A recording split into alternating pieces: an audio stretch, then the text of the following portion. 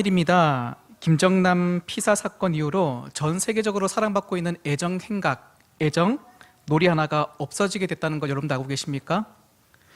김정남 씨의 그 피사 사건으로 이후로 이 놀이하는 사람들이 많이 줄었다고 합니다. 그것은 바로 내가 누구게 라고 하는 것입니다. 놀이 안 해보셨습니까? 예, 면식이 있는 사람이 만나려고 하는 사람을 놀래키려고 뒤에 가서 손으로 두 눈을 가리는 행위를 내가 누구게 라고 하는 애정 행각이에요. 안 해보신 분들이 많은 것 같은데 오늘 가서 해보십시오. 근데 만약이지만 여러분들 혹시 연인 관계나 부부 관계 가운데서 또 아내 되시는 분들, 여자친구 되시는 분들이요, 남자친구나 남편에게 이것을 했다고 하면요, 여러분들 이별 통보를 받을 수가 있어요. 또 그것이 장소가 공항이라고 하면은 여러분들 이별 통보 플러스 고소 고발도 당할 수도 있다는 거 꼭 기억하시기 바랍니다. 그리고 요즘 남자들이 요즘에 스킨 바를 때도 손가락을 펴서 바르지 않는데요. 그 사건 이후로 우스갯소리를 한 건데 굉장히 여러분들 진지하게 받으십니다. 네. 김정남 씨 피사 사건의 때에 뉴스에 등장한 두 개의 단어가 굉장히 뉴스에 많이 나오게 되었습니다. 첫 번째 단어는요, VX라고 하는 단어예요. 여러분 알고 있는 것처럼 신경작용제 독극물로 김정남 씨가 피살 당할 때 사용된 화학 물질이기도 합니다. 그리고 또 두 번째로 사용되어진 단어가 있는데 뉴스에도 좀 자주 등장하고 또 이것이 실제가 되지 않느냐라는 것에 많은 사람들이 분분했던 말이기도 합니다. 오늘 설교 제목에 나와 있는 스탠딩 오더라고 하는 말입니다.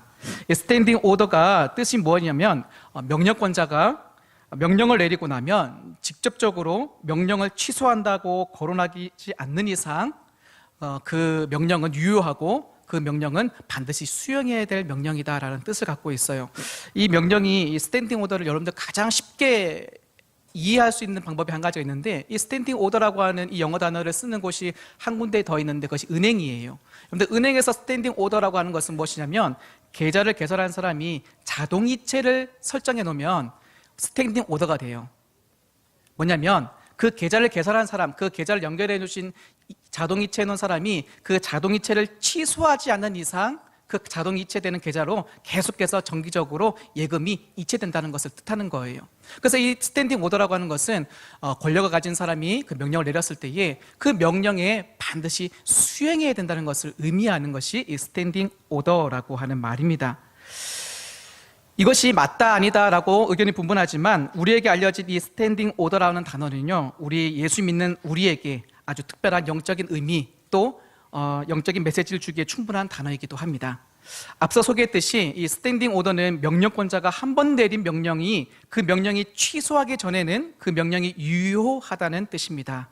한 번 내려진 명령이 취소하기 전에 유효하다. 여러분 이쯤 하면 여러 성도님들 눈치채셨으리라고 생각되어집니다. 예수님을 구주로 믿는 우리에게도 스탠딩 오더가 있다는 걸 알고 계십니까?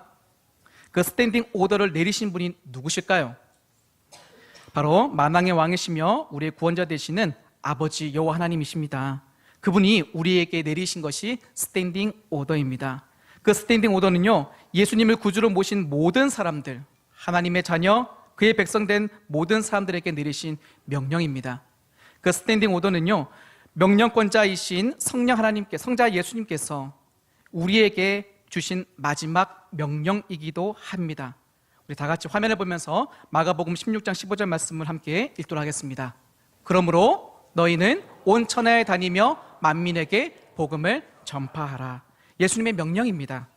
예수님의 명령이 내려지고 단 한 번도 예수님께서 이 명령을 취소한 일이 없으시기 때문에 예수님을 믿는 모든 신자들에게 내리시고 취소하지 않으신 스탠딩 오더라고 하는 것이죠.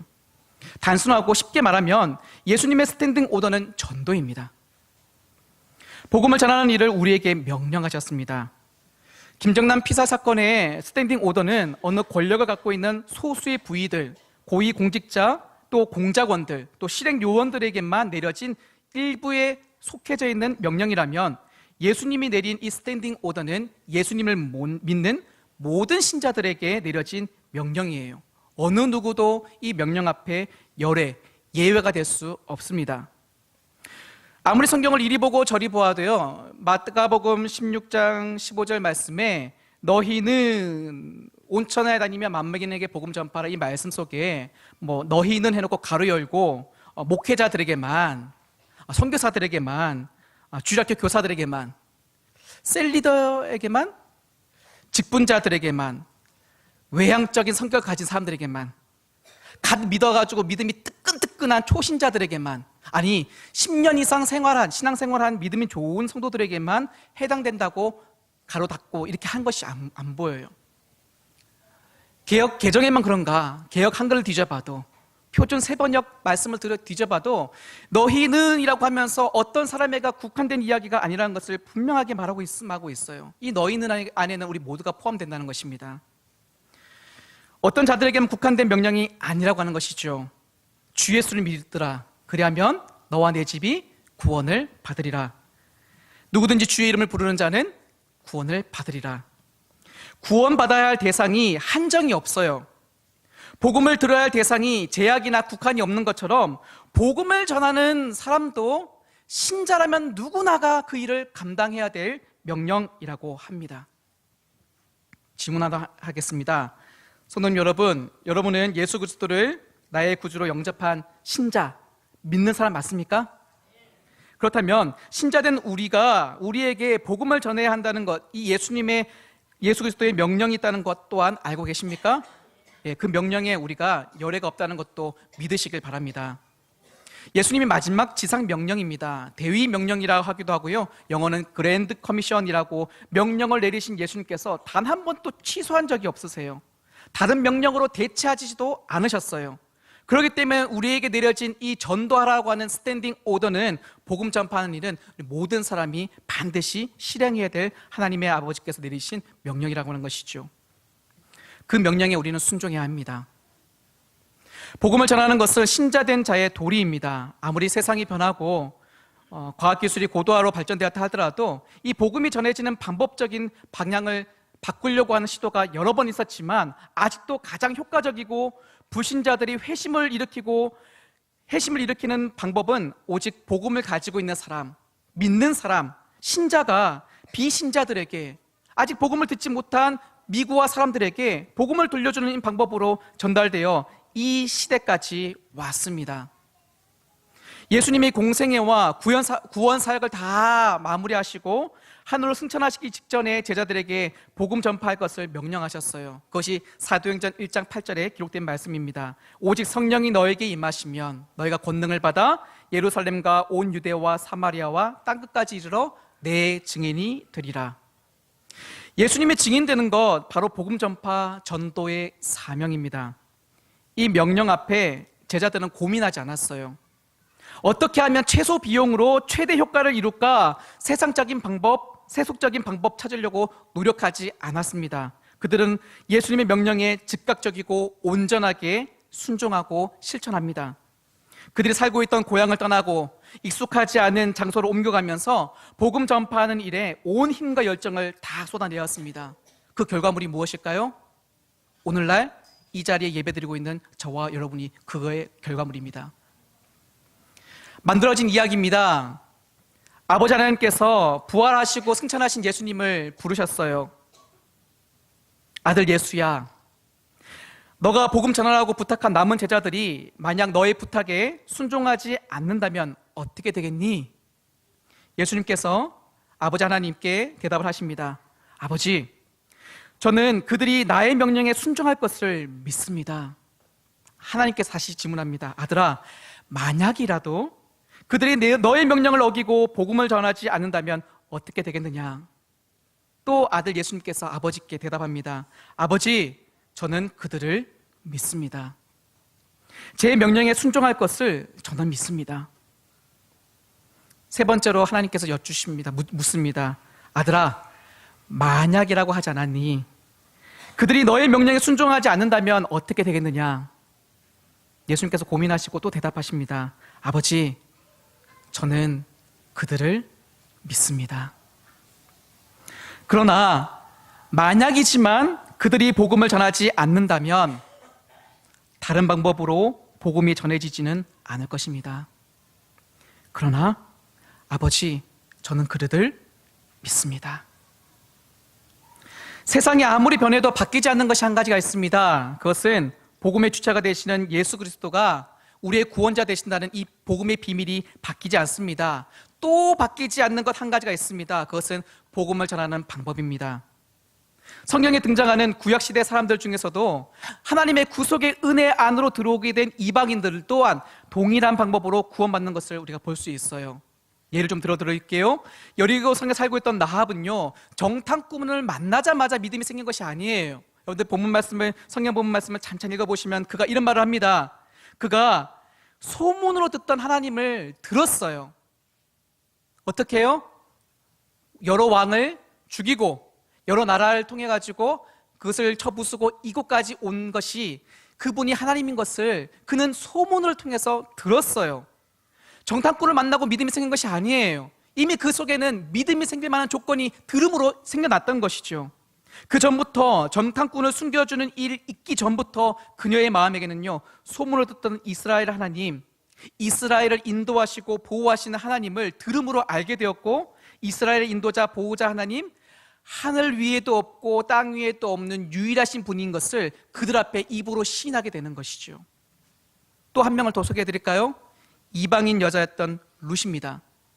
룻은 또 어떻습니까? 남편이 죽어서 자유인이 되었습니다. 그럼에도 불구하고 시어머니께서 여호와 이름으로 축복을 빌어주는 그 말에 그 복의 근원 되시는 하나님을 소개받고 어머니 하나님이 나의 하나님이 되시리라고 믿음을 고백합니다. 그리고 시어머니와 함께 시어머니의 고향인 베들레헴으로 돌아오게 됩니다. 그리고 보아스와 가정을 이루고 라합과 같이 예수 그리스도의 족보에 이름이 올리오는 큰 은혜를 누리게 됩니다.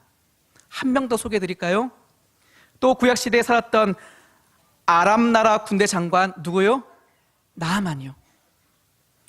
나아만은 그 집에 사로잡혀왔던 어린 소녀, 이스라엘에서 노예로 잡혀왔던 그 어린 소녀가 자신의 나라 그 엘리사 선지자를 소개받음으로 말미암아 나병이라고 하는 죽음의 질병에서 구원받는 기적을 경험하게 됩니다. 이 세 사람의 공통점이 무엇일까요? 이 세 사람의 공통점이 무엇일까요? 더 많은 증인을 나열하고 싶지만 히브리서의 기자와 같은 표현을 한번 써보도록 하겠습니다. 제가 무슨 증인을 더하리요?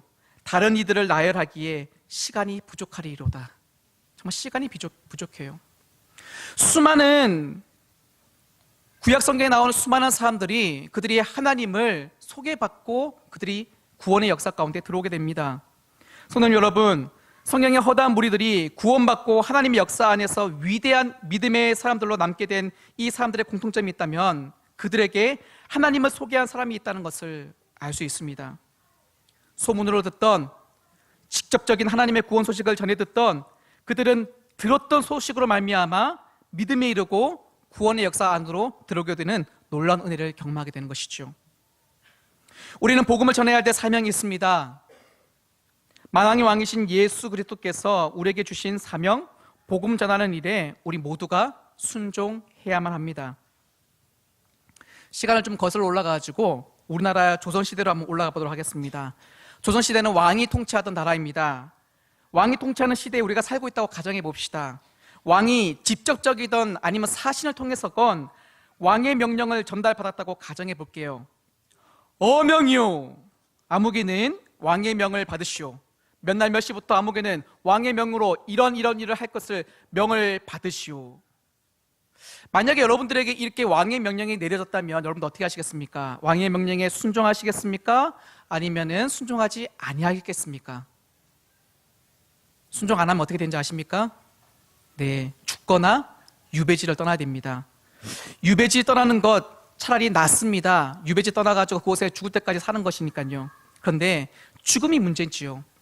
왕의 명령에 순종하지 않는 사람은 능지처참이라고 하는 죽음을 당하고 맙니다.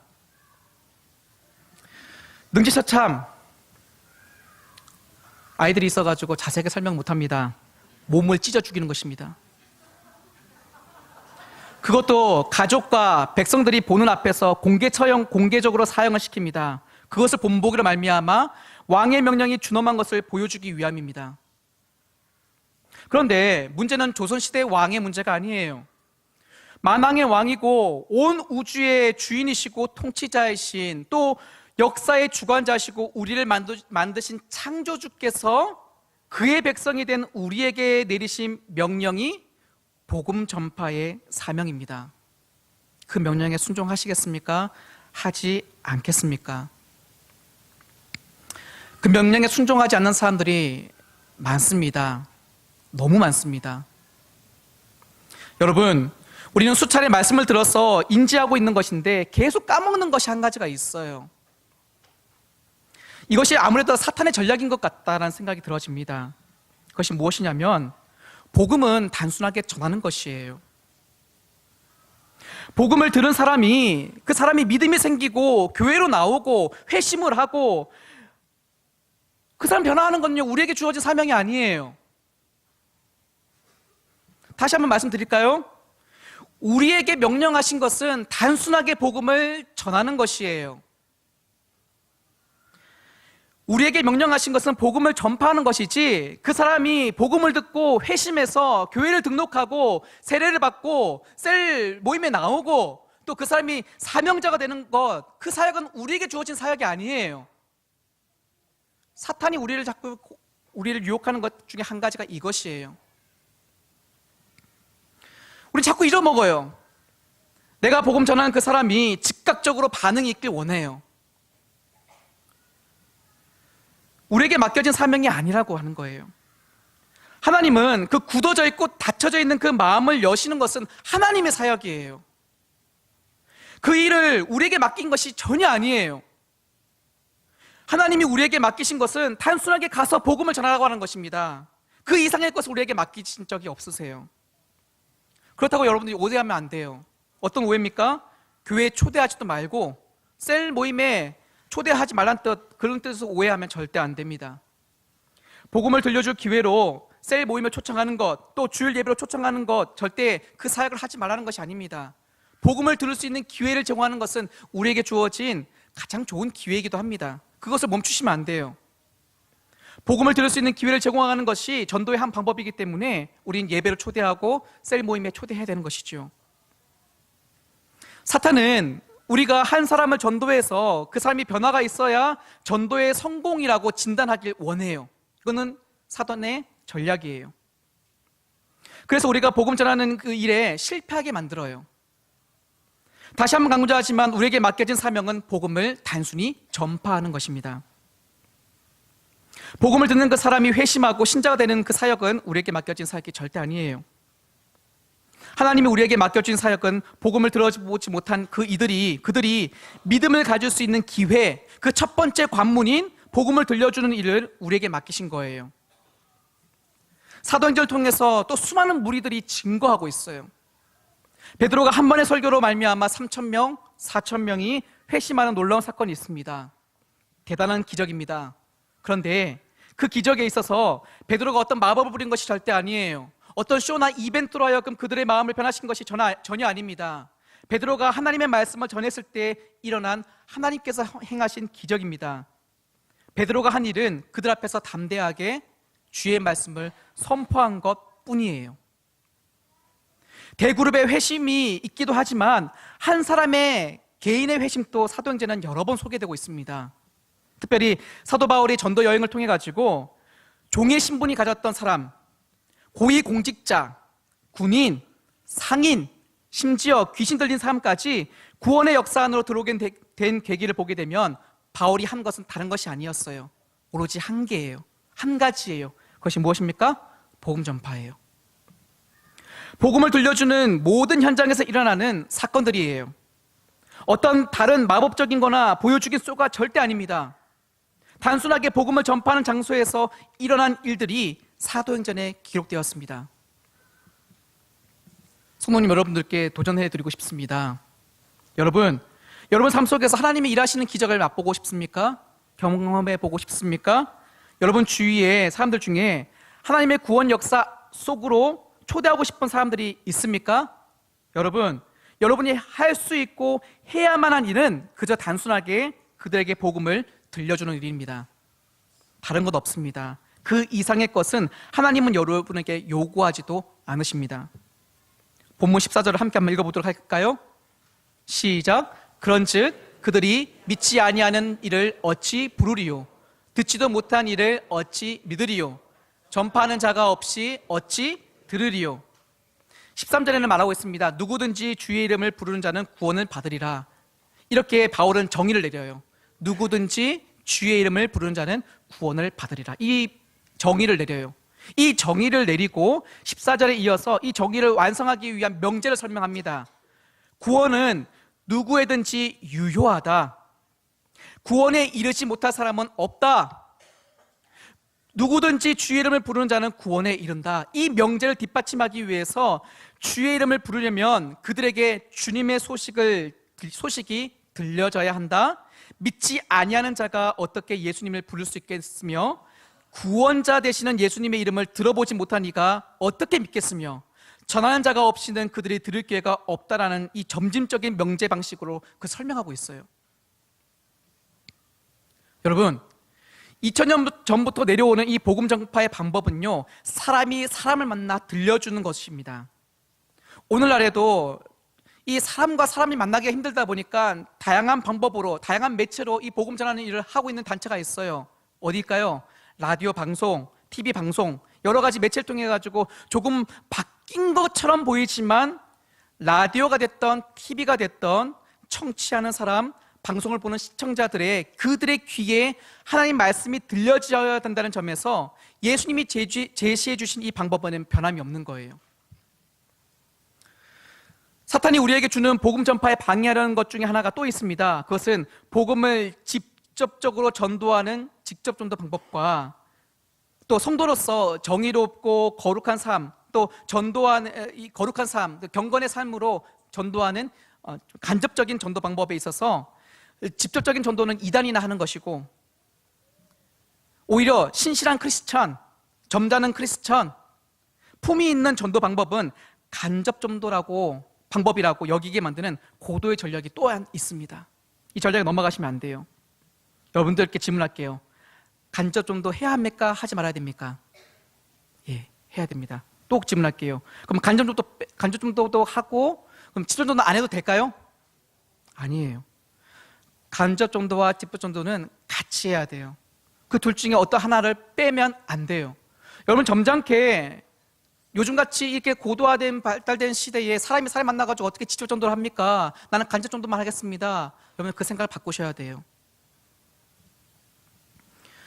우리는 간접 전도도 하고 직접 전도도 해야 됩니다.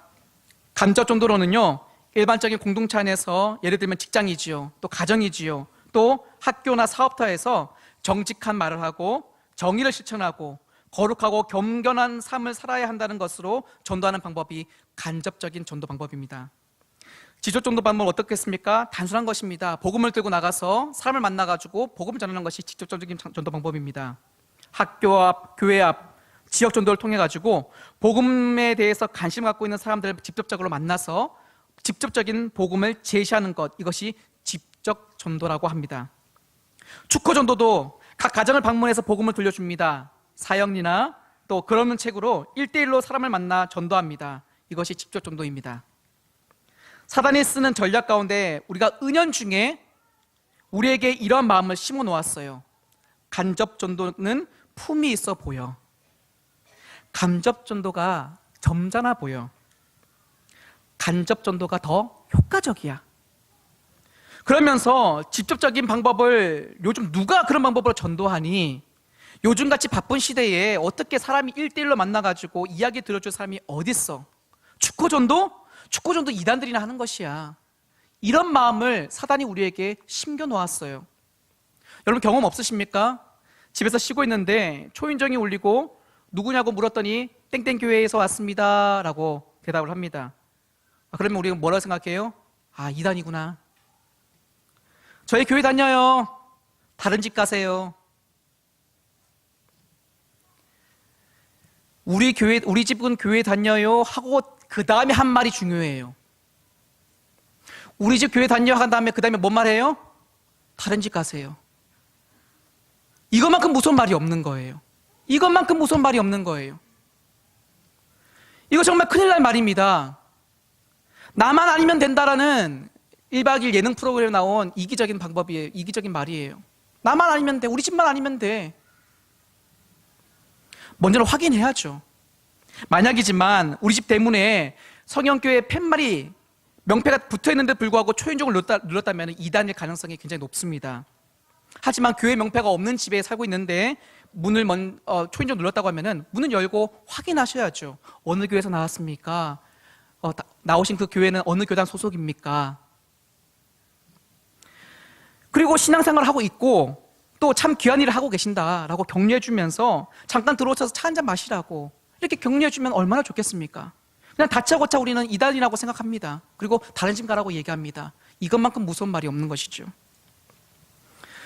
성경 말씀대로 내가 이단을 대적할 만한 준비가 되었다고 하면 그 사람하고 대화를 하십시오. 만약에 준비가 되지 않았다고 하면요, 다른 곳으로 그냥 이곳을 떠나시라고 권면하시면 됩니다. 그때 다른 집 가보세요라고 한다든지 아니면 말을 하시면 안 돼요. 오히려 문을 여시고 대면하시고 인사하시고 정중하고 예의 바르게 요청하세요. 이 지역에서 이단 종교를 전하지 마시라고. 여러 성도님들, 축구 전도한다고 해서 다 이단 아닙니다. 아직도 복음 전파에 열정적인 분들은요, 주일 교회 주보와 교회 소식지를 들고 각 가정을 방문하면서 전도하시는 전도 특공대가 존재합니다. 내가 축구 전도 안 한다고 해서 그들을 이단으로 몰지는 마시기 바랍니다.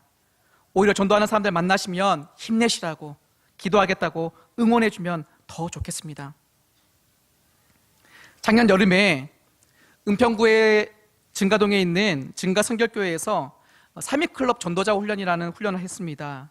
조별로 6명 정도가 전도 특공대로 묶여지고 어린아이들 찾아가서 그럼책으로 전도하는 방법이 이 3.2클럽 전도자 훈련입니다. 직접 전도 방법입니다. 학원 가는 아이들, 또 학원을 마치고 집에 가는 아이들, 놀이터에서 놀고 있는 아이들, 또 어린이 도서관에서 책 보는 아이들, 누구든지 복음을 들어야 아이가 있다면 그곳에 찾아가서 전도하는 것이 이 3.2클럽 전도자 훈련입니다. 한 여자분이 전도하는 현장에 나타났습니다. 어른입니다. 성인입니다. 약간 긴장했습니다. 혹시라도 아파트 주민이고 이것을 신고해서 우리를 쫓아내진 않을까 걱정이 들었어요. 아니면 제가 만났던 어린아이들 중에 한 명의 부모가 아닐까. 그래서 아이가 이야기를 듣고 난 다음에 엄마에게 그것을 고하고 이 엄마가 와서 전도하는 것을 방해하려고 하지는 않을까. 굉장히 여러 가지 생각이 순간적으로 들어왔어요. 근데 이 여자분이요, 저를 보면 상냥하게 웃으시면서 가까이 오시는 거예요. 그러면서 이렇게 말해요. 혹시 어린이 전도협회에서 훈련받고 계시나요? 손에 그럼책을 들고 있었고 또 작은 쪽복음을 들고 있다 보니까 이 훈련을 받은 사람이면은 딱 보면 어린 전도자인 것을 알 수 있는 모습을 하고 있었기 때문이죠. 그래서 제 소개를 했습니다. 저는 상담자이고 같이 훈련받은 선생님들과 함께 나와서 어린아이들에게 복음을 전하고 있습니다. 그랬더니 그분이 뭐라고 하셨을까요? 자기도 3.2클럽 훈련을 받았던 사람입니다. 지금은 젊었을 때 받았고 지금은 결혼을 하고 아이를 낳고 지금은 남편이 섬기는 교회를 출석하고 있고 그리고 지금 장을 갔다 오면서 당신을 만났다고. 그래서 그렇게 그러냐고 너무나 반갑게 인사하고 이제 서로 헤어졌죠. 저도 전도 현장에 돌아가고 그 아주머니도 가야 될 곳을 자기 집으로 가는 거예요. 3.2클럽이 뭐냐면 한 장소, 가정을 열고 그 가정에서 3일 동안 아이들 전도하는 프로그램을 갖는 거예요. 그날이 첫째 날이었어요. 3.2클럽을 하기 위해서 첫째 날 프로그램 시작하려고 하는데 아까 그 여자분이 나타났어요. 한 손에는 자기 아들을 데리고 한 손에는 요구르트 60개를 들고. 와, 그날만큼 신나게 전도해 본 적이 없는 것 같아요. 그날 3.2클럽에 많은 아이들이 오지 못했어요. 그 60개 사실은 3.2클럽 내내 다 먹지도 못했어요. 조원들과 아이들 적게 오니까 너무 안타까웠습니다. 그날 우리 전도자들이 만나서 그렇게 안타까워하고 있었지만 한 가지 너무나 기쁜 거예요. 누구 때문에 기뻤을까요? 그 아주머니 때문이에요. 그 여자 집사님 때문인 거예요. 그 여자 집사님 간식으로 우리를 격려해 주시고 또 자신의 아들 데리고 와서 3.2클럽에 참여해 주는 그 아주머니 때문에 너무 큰 위로를 받는 거예요. 전도자들이요. 그날 그 여자 집사님 아직도 기억 속에 남아 있습니다. 그날 첫째 날 프로그램 마치고 난 다음에 조원들과 그 여자 집사님 축복했을까요? 안 했을까요? 마음껏 축복했습니다. 마음껏 축복했어요. 조원들과 힘껏 축복 기도했습니다. 이 시대가 악해져 간다는 것을 실감합니다. 전도자들이 핍박이 심해지는 것과 예전엔 심심치 않게 볼 수 있었던 지하철 전도, 축호 전도가 점점 사라져가는 것을 보면서 안타깝습니다. 적어도 내가 직접 전도하지 않는다고 해서 직접 전도하시는 분들을 비판적인 시선으로 보는 일은 없기를 소망합니다. 2차 세계대전 종군기절 참석했던 한 사람이 전쟁이 다 끝나고 난 다음에 고국이었던 미국에 돌아와서 한 해의 사설을 썼어요. 사설. 그 사설을 기고했는데 그 사설의 제목이 무엇이냐면 프렌드 파이어. 제 발음이 좀 거시기하더라도 들어주세요. 네, F 발음을 잘해야 되는데 프렌들리 파이어. 이것을 직역하면요, 우군의 포화라고 하고 이렇게 직역할 수 있어요. 우군의 포화, 아군의 포화라는 것이죠. 아군이 정확하게 조준되지 않는 포탄을 아군 진영에 떨어뜨려 말미암아 적군 포탄이 아닌 아군의 포탄으로 사망한 군이 있다고 하는 충격적인 보고서였어요. 그런데 이 우군의 포화가, 이 프렌들리 파이어가 우리 믿는 신자들 안에서도 존재하는 것, 이것만큼은 정말 안타까운 일이 어디 있겠습니까?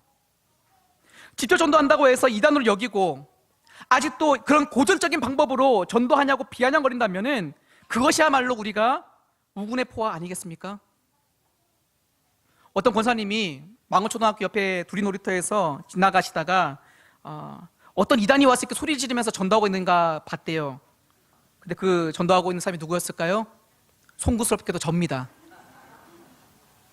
그 권사님, 제가 이 일이 있고 난 다음에 저를 따로 만나셔가지고 목사님이 그렇게 복음 전하는 거 보면서 놀랬다고, 그리고 목사님인 것을 보면서 안심했다고 그 이야기를 들려주셔서 저도 또한 감사했습니다.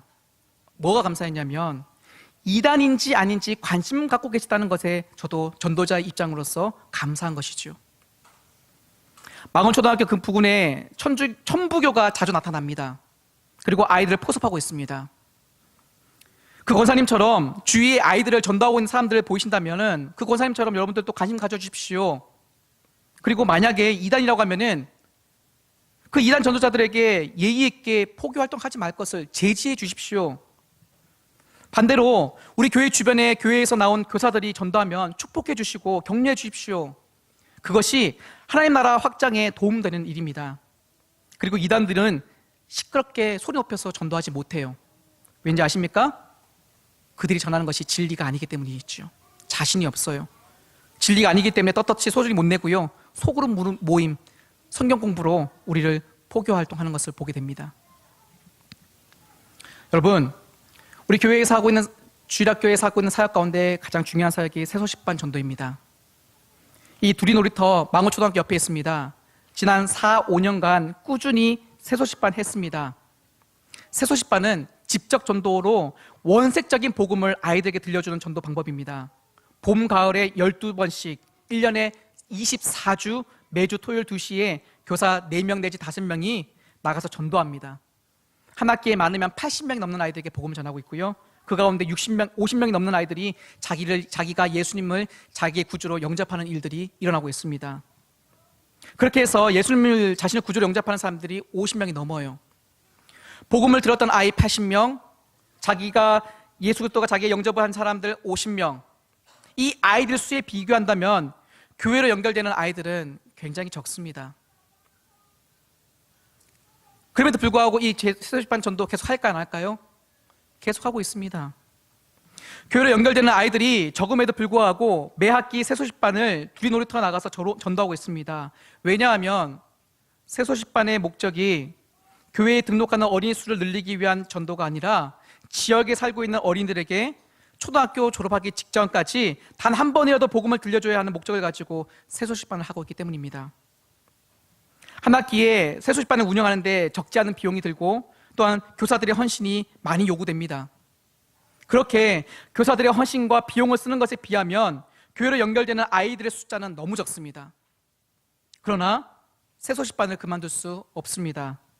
복음은 계속 들려주어야 할 임무가 우리에게 있기 때문입니다. 그런즉 그들이 믿지 아니하는 자를 어찌 부르리요? 듣지도 못한 일을 어찌 믿으리요? 전파하는 자가 없이 어찌 들으리요?